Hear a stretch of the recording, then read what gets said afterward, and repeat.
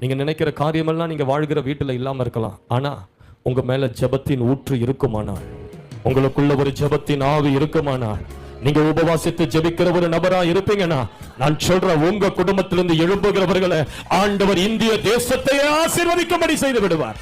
உன் பிள்ளைகள் இந்திய தேசத்துக்கு ஆசீர்வாதங்களா இருக்கும்படி செய்து விடுவார். உன் மேல இருக்கிற ஜெப ஆவி போதும், நீ உலகத்தை ஜெயிக்க. ஷக்கராமா கலபா துரபலபா. ஹalleluya.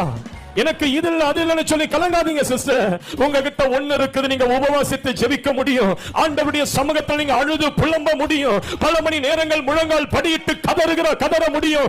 ஊக்கமாய் ஜெபிக்க முடியும். நேரத்தை கொடுக்க முடியும். ஆண்டவருடைய பாதமே வாழ்க்கையில் இருக்க முடியுமானால், நான் சொல்றேன், நீங்கள் உலகத்தை கலக்குவீர்கள்.